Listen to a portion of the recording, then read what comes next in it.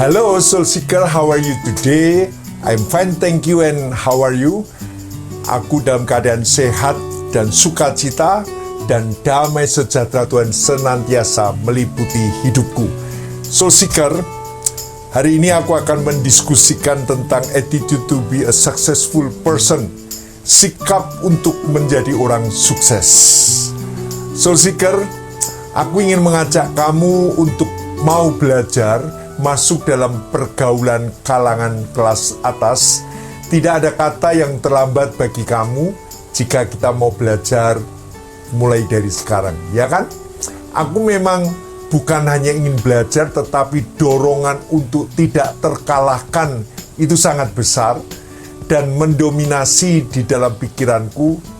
Ini aku bicara seputar pergaulan yang ada.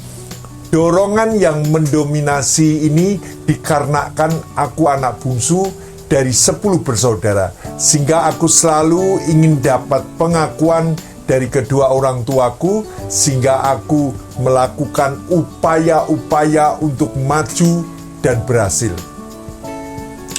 Apabila kita bicara tentang kalangan kelas atas, jelas tidak dapat dipungkiri yaitu orang nomor 1 di Indonesia.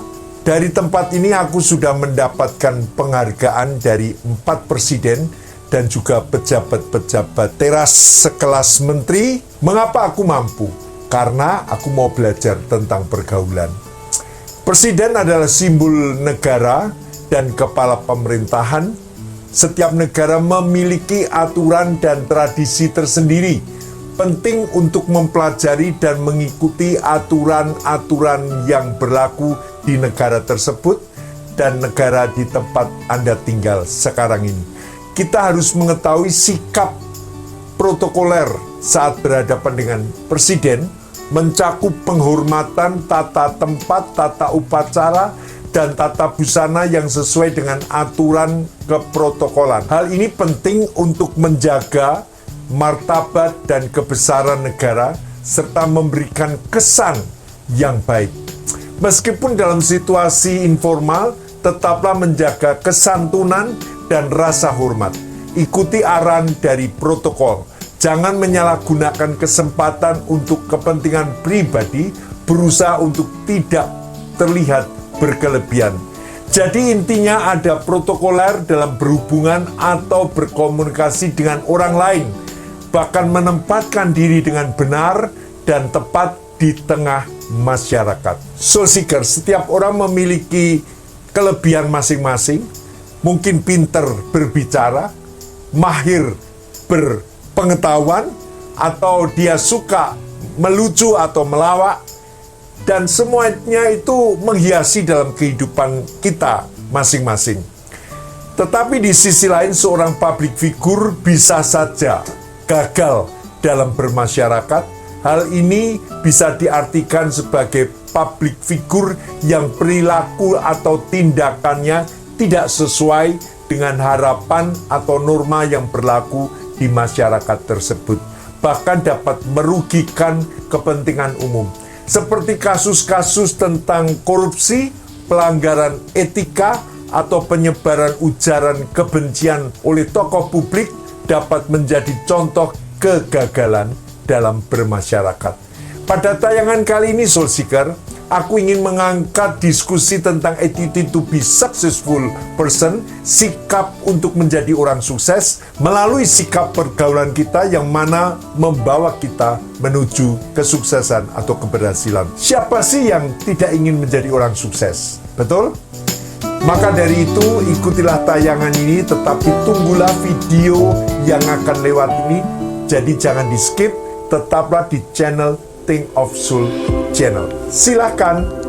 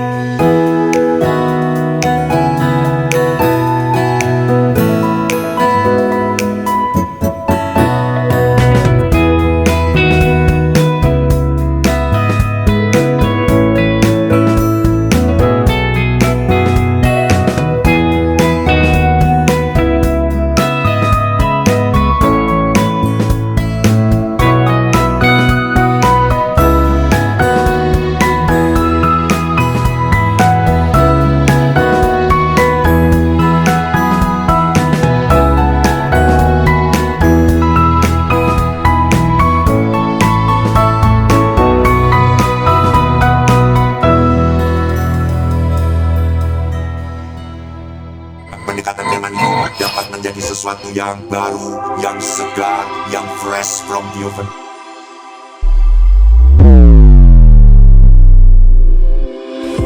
Soul Seeker, ada tulisan di dalam Lukas 14 ayat 8 sampai ke 9, di mana di situ diajarkan kalau seseorang mengundang engkau ke pesta perkawinan, janganlah duduk di tempat kehormatan.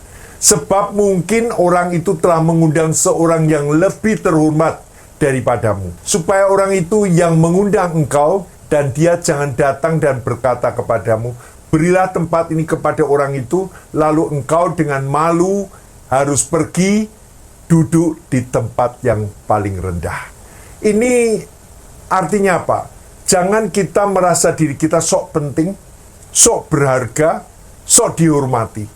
Kita harus menunjukkan bagaimana sikap protokoler kita yang sopan, yang tepat di dalam kita menduduki atau mencari tempat duduk. Ini hal yang kecil, tetapi ini hal yang besar apabila kita salah menempatkan diri. Sikap positif dan proaktif sangat penting untuk meraih sebuah kesuksesan. Ini termasuk memiliki pola pikir yang berkembang, menetapkan tujuan yang jelas, menerapkan disiplin diri, dan menerima tantangan sebagai peluang pembelajaran. Mengembangkan kualitas seperti ketahanan mental, semangat, etos kerja yang kuat juga berkontribusi signifikan terhadap pencapaian kesuksesan tersebut. Kadang kita bisa gagal dalam bisnis dikarenakan kita salah menyikapi.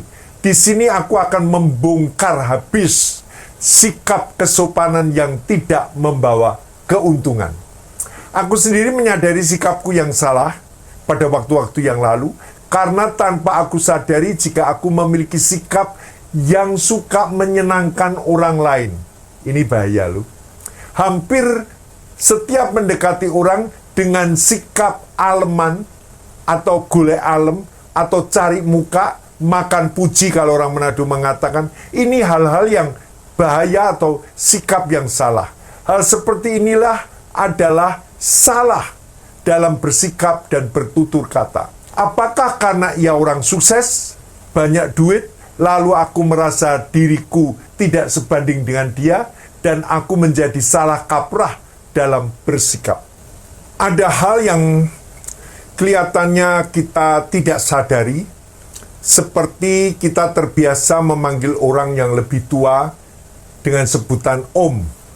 Jadi untuk apa kamu mengundang orang itu om? Lebih baik kamu mengundang dengan kata sandangnya bapak. Itu lebih better. Karena kita harus jaga sikap sebaliknya. Jika kita mengundang om, memang kelihatannya lebih akrab, tetapi bisa jadi justru orang itu malah jadi kurang enak dengan kita, karena sebutan om itu kelihatannya lebih akrab. Tetapi bisa jadi kita malah juga bisa direndahkan, dan kita ada di bawahnya. Beda jika kita memanggilnya dengan sebutan bapak. Kelihatannya formal, tetapi orang yang kita panggil itu akan mengkondisikan dirinya untuk lebih formal dan sopan terhadap kita. Dan kamu justru lebih dihargai dan menciptakan kondisi di mana ada batas hubungan dengan orang itu lebih baik. Dengan menyebut bapak, justru kita menjadi orang yang unpredictable terhadap orang itu, tetapi sebagai orang yang terkesan untuk kita ini dihormati. Karena kita lebih dahulu memberikan hormat dan memanggil dia sebagai Bapak. Oleh sebab itu aku ingin memberikan sikap yang benar dalam menempatkan rasa hormat dengan tepat terhadap orang lain.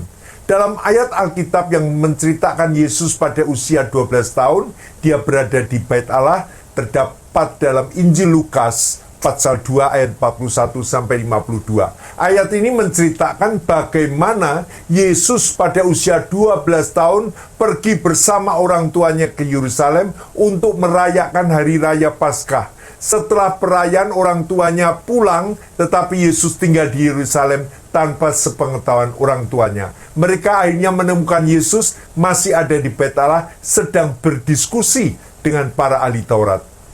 Sesudah 3 hari mereka menemukan dia dalam bait Allah. Ia sedang duduk di tengah-tengah alim ulama. Itu dalam Fatsal 2 ayat 46. Sambil mendengarkan mereka dan mengajukan pertanyaan-pertanyaan kepada ahli Taurat atau alim ulama. Bayangkan, anak atau remaja seumur 12 tahun bisa mengajukan pertanyaan. Pertanyaan bukan karena Yesus tidak tahu, tetapi pertanyaan itu untuk melihat kemampuan para ahli Taurat dan para alim ulama itu menjawab dengan tepat dan benar. Dan semua orang yang mendengar Yesus sangat heran akan kecerdasannya dari segala jawab yang diberikan Yesus.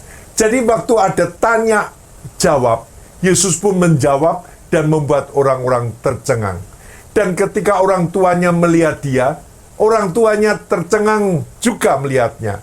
Lalu kata ibunya kepada Yesus, "Nak, mengapakah engkau berbuat demikian terhadap kami? Bapakmu dan aku dengan cemas mencari engkau." Jawab Yesus dalam ayatnya ke-29, "Mengapa kamu mencari aku? Tidakkah kamu tahu bahwa aku harus berada di rumah Bapakku?" Tetapi mereka tidak mengerti. Orang tuanya ini tidak mengerti apa yang dikatakan Yesus kepada mereka.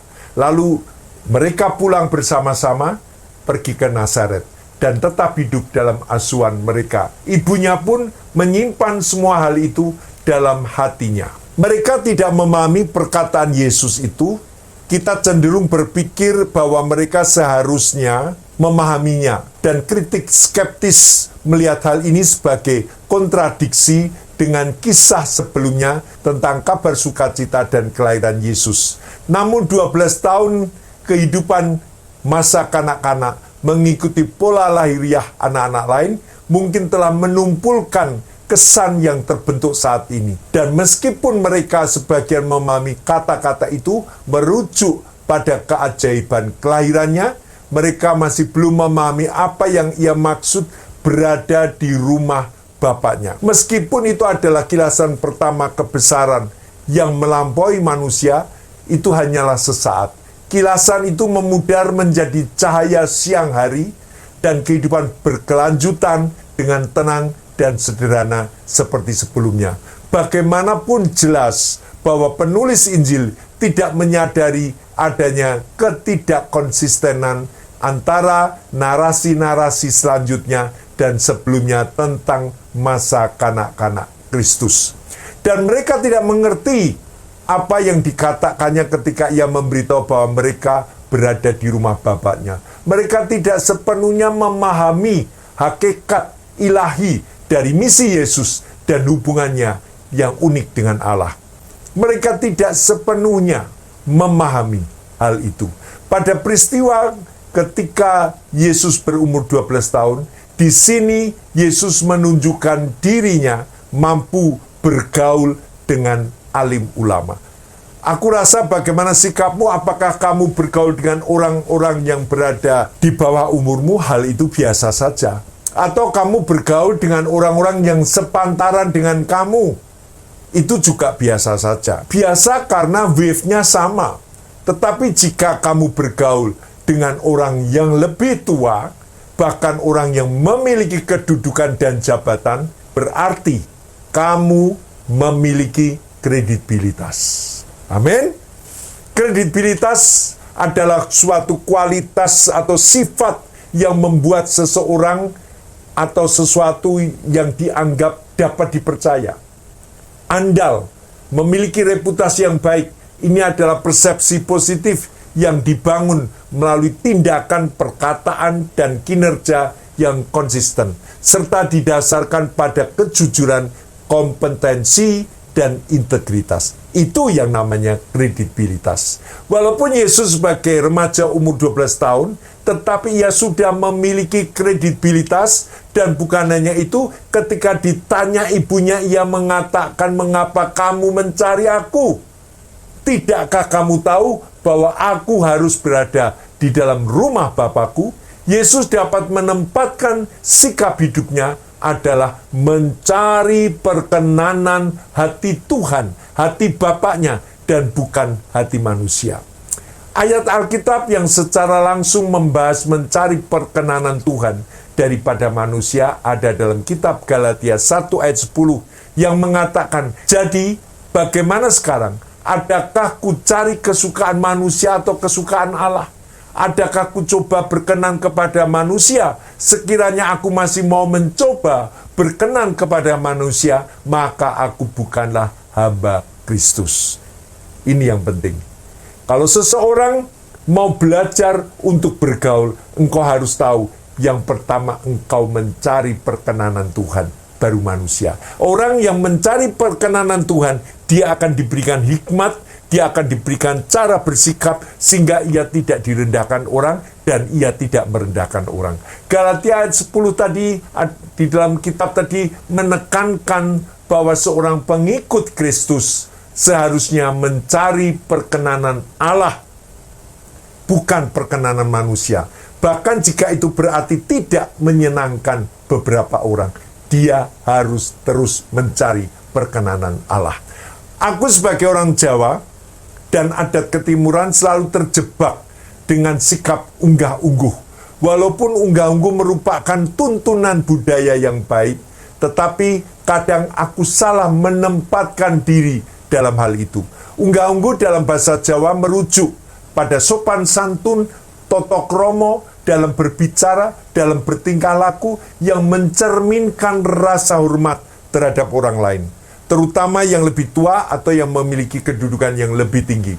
Unggah-ungguh tidak hanya mencakup penggunaan bahasa yang sesuai lawan bicara, seperti bahasa ngoko atau bahasa kromo inggil, tetapi juga mencakup sikap tubuh dan perilaku yang menunjukkan kesantunan. Jadi Soul Seeker, di dalam Jawa, ketika orang itu ada di atas levelnya, dia akan berbicara ngoko. Kowe agek ngopo? Kowe iki sopo? Tetapi kalau dia memakai bahasa kromo, bahasa yang lebih inggil, bahasa kromo inggil, jenengan sinten jih? Kamu itu siapa ya? Tapi kalau dia ngoko atau dia levelnya di bawah, dia akan mengatakan, kowe iki sapa to? Nah gitu. Kowe iki sapa to yo? Nah itu. Jenengan ini menika sinten? Asmani sinten? Namanya siapa? Jenengmu sapa? Lah kan beda to? Orang Jawa sering mengatakan itu bahasa bagongan, yaitu bahasa ngoko. Tetapi kadang manusia yang menerima rasa hormat dari seseorang justru malah berkelebihan memberi sikap yang terbalik dan menjadi sombong, menginjak orang lain dan menganggap rendah kepada orang yang memberikan rasa hormat. Jadi hati-hati loh, kan kita menghormati bukan untuk kita diinjak orang. Oleh sebab itu firman Allah mengatakan Roma 13 ayat 7b, rasa takut kepada orang yang berhak menerima rasa takut dan hormat kepada orang yang berhak menerima hormat. Pengertiannya adalah ketepatan orangnya. Yang menerima rasa takut itu siapa? Yang menerima rasa hormat dari kita itu siapa? Karena ada orang yang dihormati, justru malah ia menjadi sombong. Soul Seeker, kalimat orang yang berhak menerima hormat berarti kita melihat figur dari pakaian orang itu saja. Bagaimana jika orang yang berhak menerima rasa hormat, tetapi justru perbuatannya jahat, ia korupsi? Sebuah pengamatan dari apa yang aku lihat di TV ataupun di film, ketika polisi dari Amerika Serikat atau dari United States, ketika menangkap pelaku kejahatan, ia akan pegang kepala orang itu dan menundukkan dan masuk ke dalam mobil polisi. Walaupun, no, this is not a standard of required procedure for American police. Tetapi pada kenyataan yang aku lihat, di mana polisi akan pegang kepala orang yang melakukan kejahatan itu sambil memasukkan orang itu ke dalam mobil. Memang kita sering dikelabui dengan orang-orang yang mengangkat pencitraan sedemikian rupa dengan berbuat baik, seolah-olah ia mau bergaul dengan orang-orang yang di kalangan bawah. Ia bahkan mau bergaul dengan masyarakat jalanan. Tetapi apakah kamu tahu bagaimana kehidupan sehari-harinya? Apakah pencitraan di luar sama dengan apa yang terjadi di rumahnya? kebiasaan sehari-harinya. Kita tidak tahu. Soul Seeker, bisnis adalah sikap. Dan ini yang sangat penting kita ketahui, bisnis adalah sikap. Berarti bahwa berbisnis bukan hanya tentang melakukan aktivitas ekonomi, tetapi juga tentang memiliki sikap mental dan pola berpikir tertentu yang mendukung kesuksesan dalam dunia usaha. Sikap ini mencakup berbagai hal seperti keberanian mengambil resiko, keyakinan diri, kreativitas, amin, kemampuan memecahkan masalah-masalah yang datang dalam bisnis. Ini sikap semua. Ketekunan dalam usaha bisnisnya, sepi tetapi terus ulet, maju terus. Ini sikap. Jadi bisnis sikap. Bahkan dengan pihak supplier, dengan pihak pelanggan, dengan pihak orang yang mau bekerja sama, semua didasari dengan sikap. Saya melihat bagaimana Yusuf dari penafsir mimpi yang dipenjarakan bisa menjadi Perdana Menteri di Mesir. Dalam narasi Alkitab, Yusuf menjadi Perdana Menteri Mesir setelah berhasil menafsirkan mimpi Firaun yang meramalkan 7 tahun kemakmuran yang diikuti oleh 7 tahun kelaparan. Terkesan oleh kebijaksanaan dan wawasan ilahi yang Yusuf miliki, Firaun menugaskan untuk mengawasi langkah-langkah ekonomi yang diperlukan untuk mempersiapkan dan bertahan dalam krisis kelaparan yang akan terjadi. Pemerintah Mesir kala itu terkesan akan kebijaksanaan dan wawasan ilahi yang Yusuf miliki. Dan Yusuf mampu untuk marketing produk ilahinya. Sehingga Firaun menugaskan Yusuf untuk mengawasi langkah-langkah ekonomi yang akan diperlukan dalam mempersiapkan dan bertahan dalam menghadapi krisis kelaparan yang akan datang. The first impression, kesan pertamanya adalah persepsi penilaian awal yang dibentuk seseorang terhadap seseorang. Tempat atau benda seringkali berdasarkan informasi yang terbatas. Kesan pertama adalah perasaan atau opini langsung yang muncul ketika bertemu seseorang atau seseorang untuk pertama kalinya. Penilaian awal ini dapat sangat dipengaruhi oleh karakteristik yang dapat diamati, perilaku, dan gaya komunikasinya. Ingat, ketika orang melihat kamu, apa yang menjadi kesan pertama?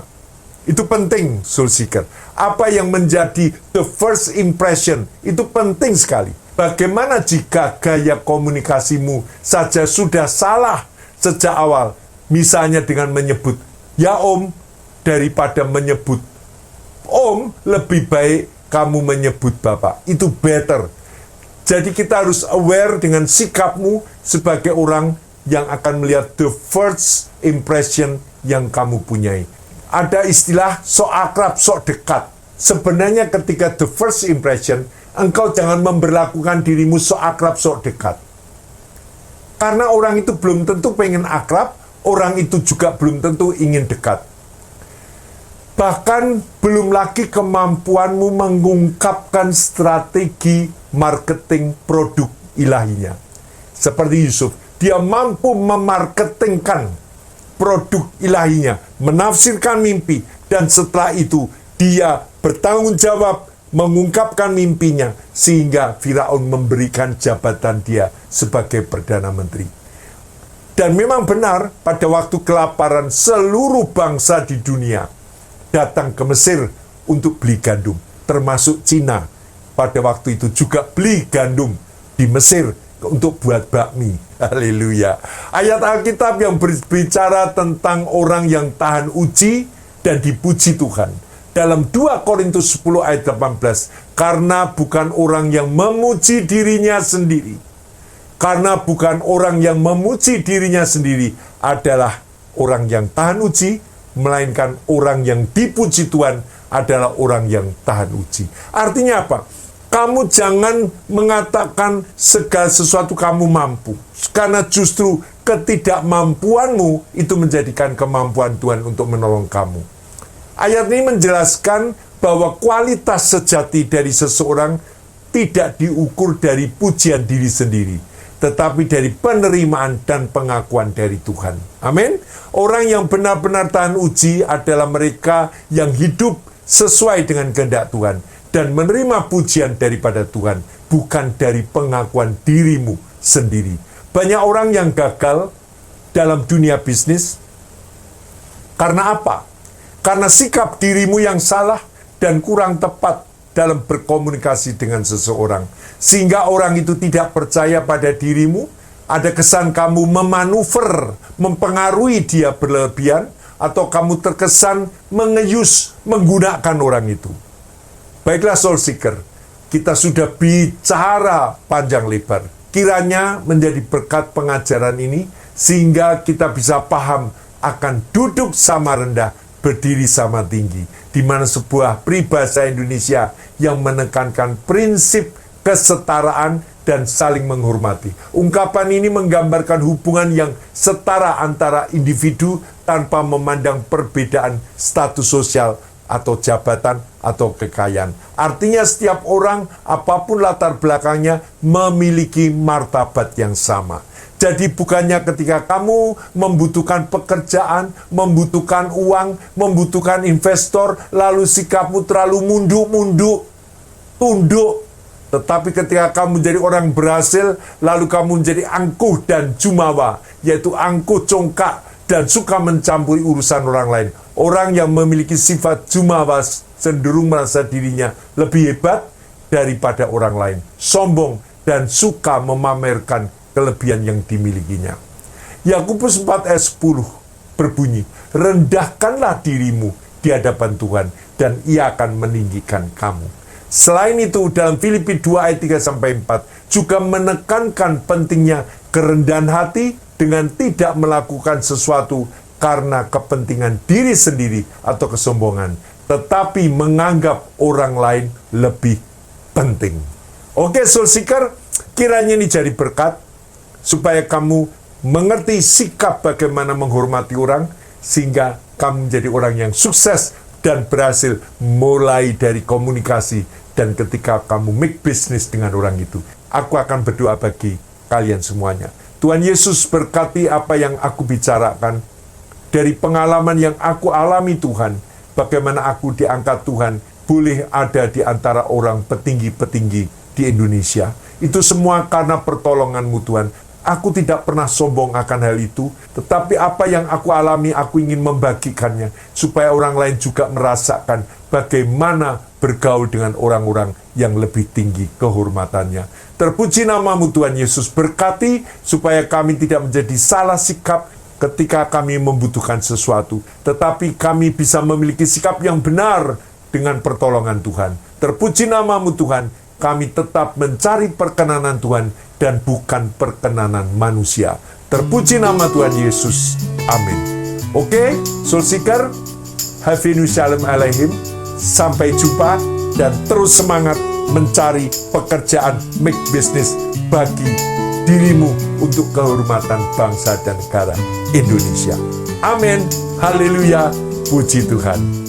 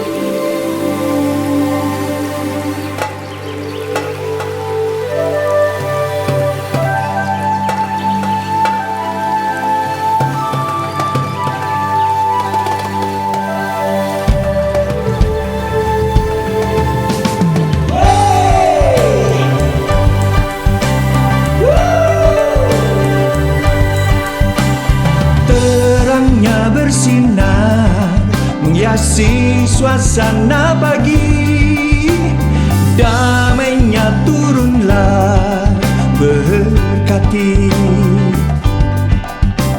Suara anak bernyanyi mengangkat nyanyian surgawi, alam pun mendengar kidungnya.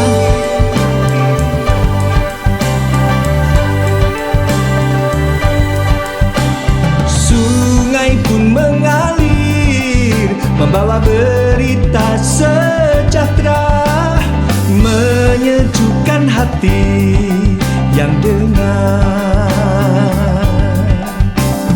Bukit pantulkan gema alam pujian, langit terbuka mendengar sorak pujian.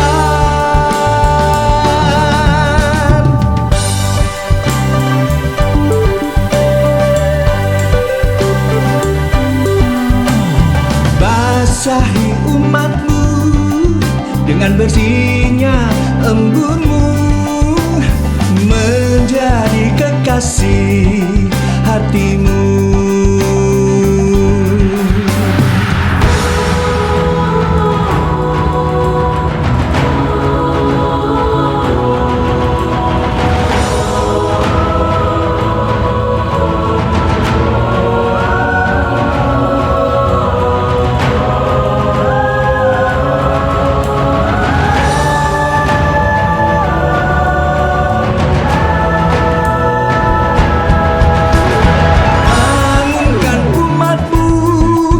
Jadi lelapnya kantuk jiwa, tiap mulut kan nyanyi agungkan, sorakan pujian, bangunkan umatnya yang